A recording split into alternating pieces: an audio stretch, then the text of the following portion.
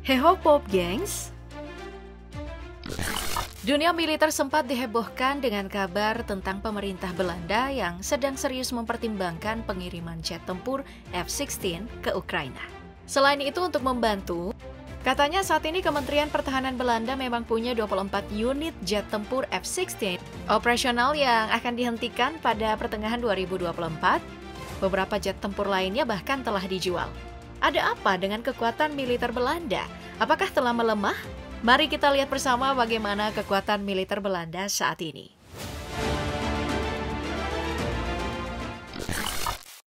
Kalau kita baca sejarah, kamu pasti tahu abad ke-17 itu dikenal sebagai zaman keemasan Belanda. Sejak bebas dari Spanyol, Belanda bisa makmur dari segi perdagangan, sains, bahkan seni Belanda termasuk yang paling terkenal di dunia kala itu. Di pertengahan abad ke-17, kekuatan militer Belanda bahkan mencapai puncaknya dan angkatan laut Belanda paling kuat di dunia. Makanya mereka mampu menjajah Indonesia hingga 350 tahun lamanya. Ya, walaupun sebenarnya ini hanya ungkapan Soekarno untuk membangkitkan semangat perjuangan rakyat untuk mempertahankan kemerdekaan. Faktanya Belanda menjajah Indonesia itu hanya sekitar 126 tahun lamanya.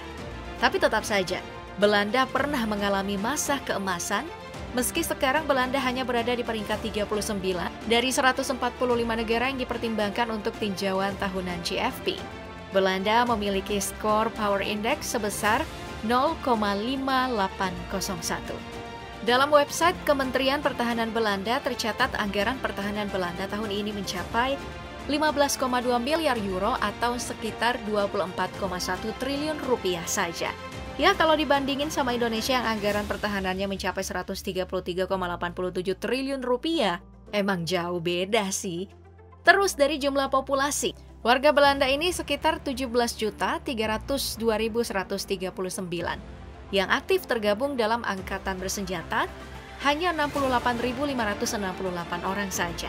Wah, ada apa ini? Apakah cowok-cowok Belanda tidak tertarik jadi anggota militer biar bisa membanggakan orang tua dan punya istri perawat seperti di Indonesia? Mereka ini terbagi menjadi anggota militer sebanyak 41.290, tentara pria sebanyak 36.341, dan tentara wanita sebanyak 4.949 personil. Lalu, ada anggota paramiliter sebanyak 20.738 personil, dan tentara cadangan sebanyak 6.540 personil.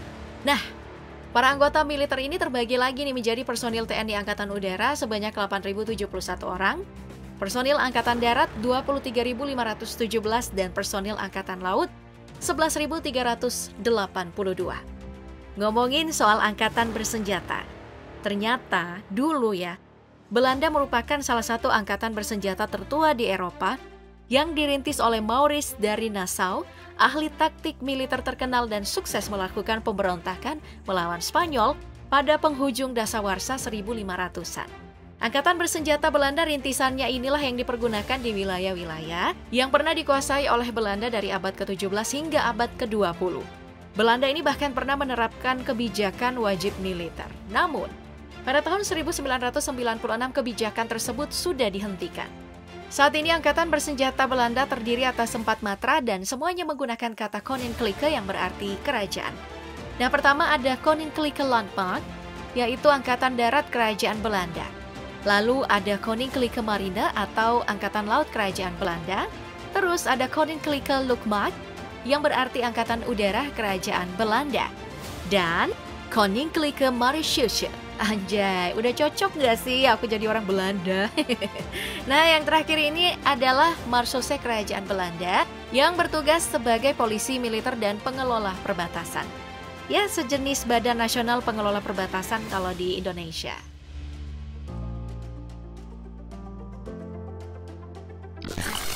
Nah, karena di masa keemasan Belanda, Angkatan Laut yang paling berjaya, kita ulas lebih pertama ya.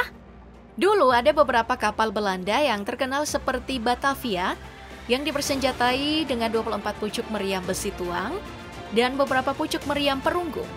Lalu ada kapal tempur Amsterdam di tahun 1814, kapal perang De Ruyter tahun 1808, kapal induk Karel Doorman R81 tahun 1943. Saking berjayanya mereka ini bahkan punya legenda tentang kapal hantu yang tidak akan pernah bisa berlabuh tanpa tali. Tetapi harus mengarungi 7 kumpulan samudra selamanya dan dikenal sebagai The Flying Dutchman.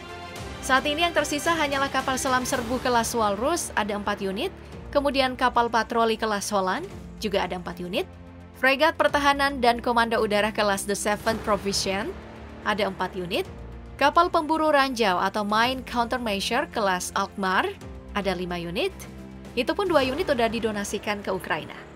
Nah, aku nggak tahu sih ya kenapa armada lautnya sedikit banget padahal wilayah lautnya luas banget kan. Lihat deh di peta. Atau jangan-jangan mereka ini udah merasa nggak ada ancaman kali ya. Makanya nggak usah repot-repot nyediain banyak persiapan armada laut. Ya, emang banyak yang prediksikan masa keemasan Belanda itu nggak bakal bisa terulang lagi. Meski bentuk pemerintahannya berganti-ganti dari republik, kepangeranan, dan kerajaan yang mempertahankan imperium kolonial. Tetap dah, udah nggak bisa. Tapi saat ini Belanda sedang merancang kapal selam masa depan berupa TKMS tipe 212 CDE, bekerja sama dengan perusahaan di Jerman, ThyssenKrupp Marine System. Rencananya kapal selam ini dibuat untuk menggantikan kapal selam kelas Walrus yang selama ini menjadi kebanggaan Belanda, yang memang sudah memasuki masa pensiun. Dirancang dengan struktur unik, sistem tempur modern, daya tembak besar, dan teknologi siluman yang unggul. Akankah ini menjadi pertanda militer Belanda siap menggapai masa keemasannya kembali?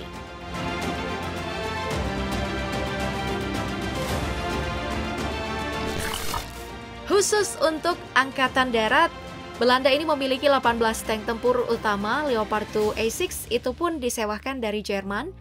Artileri swagerak berupa PZH 2000 sebanyak 24 unit, lalu ada 75 unit vektor kendaraan off-road atau SOF, 200 unit kendaraan lapis baja Boxer, 102 unit kendaraan beroda Bushmaster, 367 unit kendaraan beroda Fennec, 252 unit peluncur anti-tank jarak jauh Spikes, 149 unit kendaraan tempur infanteri CV-90, 140 MB-280 CDI kendaraan, dan masih banyak lagi. Selain itu mereka juga memiliki Korps Komando Truppen yang merupakan pasukan khusus andalan Belanda dan menjadi inspirasi dan cikal bakal Kopassus Indonesia. Karena sepak terjangnya sejak Perang Dunia Kedua itu sangat terkenal. Tugas pasukan Baret Hijau ini adalah melakukan operasi khusus spektrum penuh, tindakan langsung pengintaian khusus, bantuan militer dan kontraterorisme.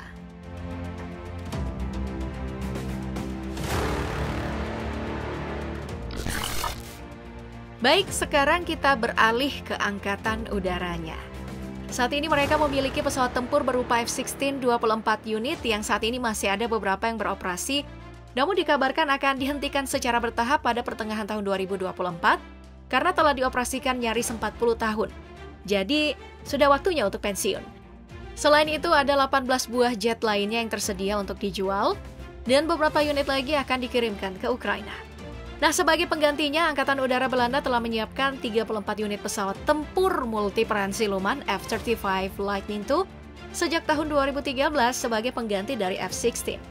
Selain itu, mereka memiliki 4 unit pesawat angkut militer utama berupa C-130 Hercules, 1 unit pesawat Twin Jet Gulfstream G40, kemudian 13 unit pesawat latih PC-7 Pilatus Turbo, 28 unit helikopter serang Apache, 20 unit helikopter angkut berupa Chinook, 12 unit helikopter pengangkut medium Cougar, dan 19 unit helikopter tempur maritim NH-90.